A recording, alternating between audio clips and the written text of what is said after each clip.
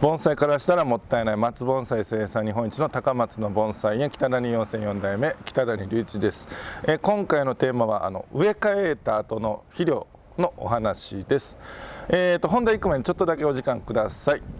今無料のメールマガジンやっております。全部で60通ぐらいも作ってるんですけども、定期的に盆栽どうやったら枯れないようになるかとか、YouTube でやったような内容が多いんですけど、それが専用の動画もいっぱい作って、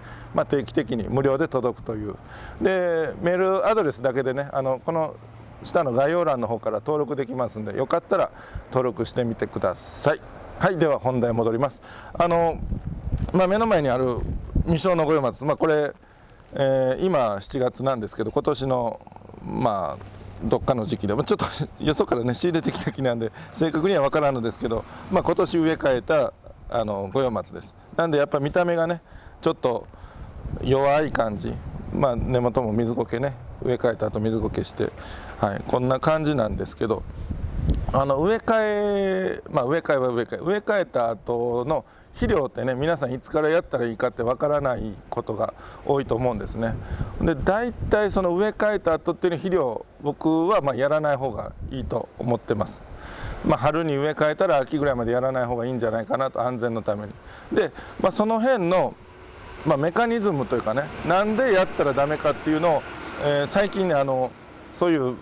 植物詳しい方も、そういう花とかそういう植木とかそういうの本も出されてる方、結構ちゃんと勉強してる方に質問できることがありまして、その方からお聞きしたのは、その根を切った状態、植え替えたから根を切られてますよね。でそういうとこに肥料を含んだ水がいくと、浸透圧の関係で木の中から水がそっちに逃げ出してしまうと。ちょっとまだ分かりにくいんですけど、なんかそのまま聞いたそのまま言いますと、その肥料を含んだ水を、濃い水とその方はおっしゃってたんですね。ほんで、木の中にある根の中にある水っていうのは何も含まれてない、薄い水という、そういう前提があって、ほんで浸透圧の関係でその薄い水の方から濃い水の方に、濃い方に水が流れる性質があるらしいんですね、浸透圧で。ちょっと僕もよくわからないんですけど、でそういう時に根を切られてたら、苗出やすいと。で肥料をやりました。その根を切られているから水が出やすい。ほんで濃い方にどんどんいくと。だったらその木のその鉢の中は湿ってるのに、木の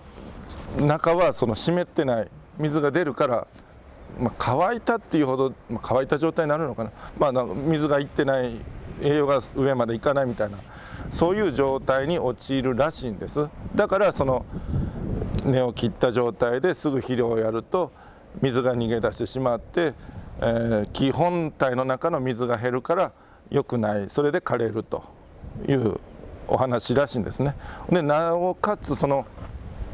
濃ければ濃いほど水が逃げ出しやすいので、あったかい時期、植え替えが仮に3月だとして、1ヶ月後の4月に肥料を含んだ肥料をやるとだったら、3月よりなおあったかい4月と。でその中で肥料を含んだ水分がもうすぐあったかさで蒸発して、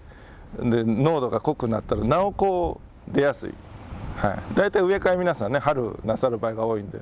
春したらその次どんどん暖かい時期になってなお危なくなるから、余計ということですね。だからそのお聞きしたのは2週間ぐらいでね、切ったとこには人間でいうかさぶたみたいなようなものができるらしいんですけど、とはいえ最初肥料やるなら2週間以降、1ヶ月ぐらい、やるにしても薄めの肥料、少なめの肥料がいいというお話だったんで、ただねそこまでして肥料をやらないかんのかなっていうところもありまして、その肥料やればねうまく効けば元気にはなって葉の色も良くなるんですけど、やりすぎたら枯れるっていうリスクをわざわざ背負ってまでギリギリを狙ってね、それを取りに行かなくてもいいのかなと。だったらその肥料やらなかったら、そんなにそのちょっと発育は多少遅くなるかもしれないですけど、枯れるっていうリスクは相当低くなるんで、春植え替えたらもう秋までやらなくてもいいのかなというのが僕の考えです。はい。で今日そうですね、植え替えた後の肥料をどうするかというお話がそういうことです。はい、本日は以上です。盆栽からしたらもったいない北谷4世4代目北谷隆一でした。チャンネル登録高評価メールマガジンもよろしくお願いします。